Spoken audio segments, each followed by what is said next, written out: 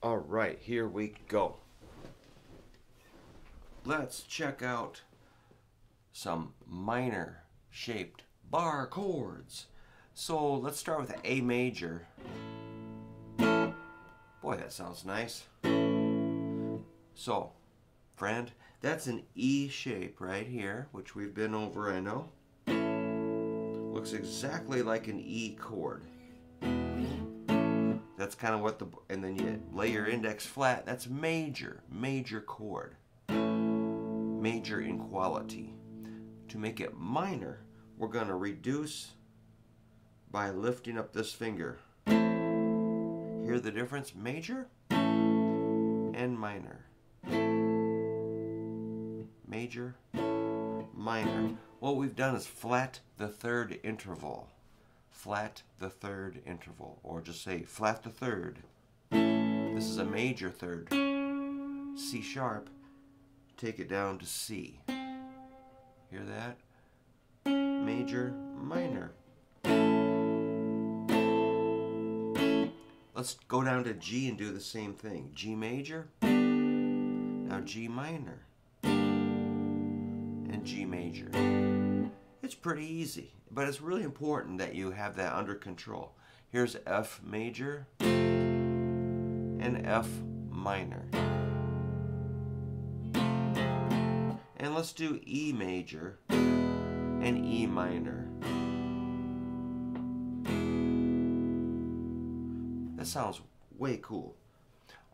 So that's your E-shaped bar chord, major and minor. Now let's do the A-shaped bar chord. We'll do a D major, D chord, at the 5th and 7th frets. We're going to flat the 2nd string. There's our 3rd of D, which is so important to be able to identify quickly and utilize it. Now we're going to flat it. So the chord's going to look like this, major to minor. When it's major, this looks exactly like an A chord here, which you can do with any fingers you want. I have my preferences. Major to minor. Compare that. A major to A minor. A major, A minor. Again, we flat the 3rd. Now take it up to the bar chord. Major, minor. This note is a F sharp. We flat it, becomes an F. Let's do it on C major to C minor. C major, C minor. Now let's do B major to B minor. That sounded kind of boomy, didn't it? Let's do A major, A minor one more time. So now, instead of just, like I showed you G and C bar chords, or A and D, or B and E, now throw in the minors and you've got a lot more combinations of sounds. And sometimes a minor will sound kind of bad, if you do it in the wrong place. But if you play all major, it's going to sound weird. You have to know how to mix them in. Without getting too far into this, if you do them as kind of a scale, say like C major, it'd be like C major, D minor, E minor, F major, G major, A minor, and some sort of a B minor 7 flat 5, back to C. We won't worry about the B minor 7 flat 5 in this video. But if you put those together, you got... Oops, again, sorry. Say like C, F, A minor, G. I forgot to think, which is great. C, F, A minor, G. Sounds like... Or C, G, A minor, F. When I find myself If in times of trouble Mother Mary comes to me, I'll never be your beast of burden. I never meant to cause you any sorrow. I never meant to cause you any pain. We were on a date in my daddy's car. Wah, wah, wah, wah, wah, wah, wah.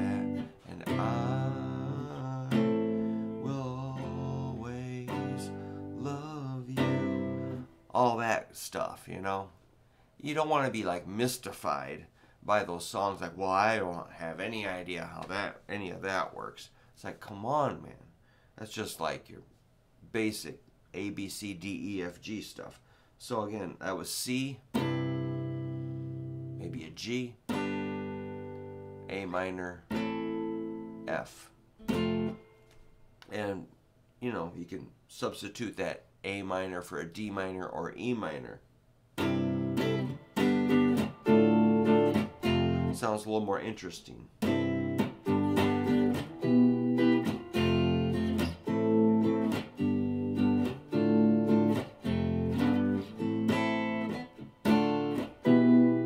A minor, D minor, E minor are the three minors that fit in the key of C.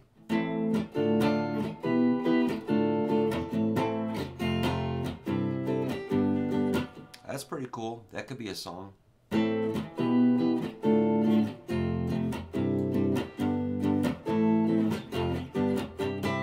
Yeah, man, that sounds really correct, you know, whatever it was. Just jamming out. So you want to become fluid and fluent with those ideas where you can just, you know, like I always imagine, it doesn't really happen like it used to, but I used to fill in with bands a lot. They need a substitute guitar player. I'm like, no problem. And it's like, hey man, you know it's going to be that. It's going to be...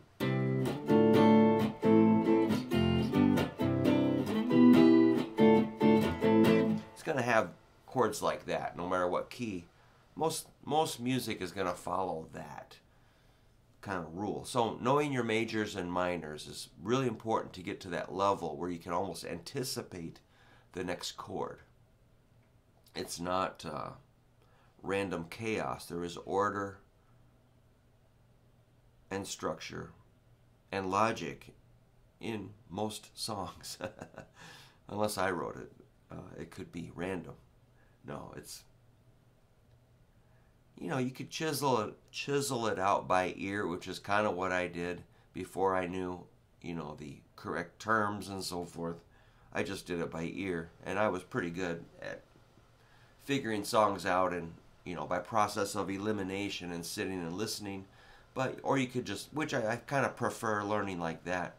But if you need to, like, explain it, those minors are a huge part of the puzzle of how songs flow, how music works. So work on your major and minor bar chords, and you'll be in good shape to write your own songs and figure out any song that you hear. Any simple, average, normal song, it's really pretty easy. You know, when you start throwing in like diminished and augmented and sixths and 13s, it gets a little bit more, you know, mysterious. But most of the stuff that we listen to is based on riffs, hot licks, and basic chords. So learn that, and then if you want to get into more complicated stuff, you probably should. But all right, I'm gonna go pick up my 64.5 Mustang here. So just thought I'd make, that's a car. So I just thought I'd make one last video today, and I'll be back eventually.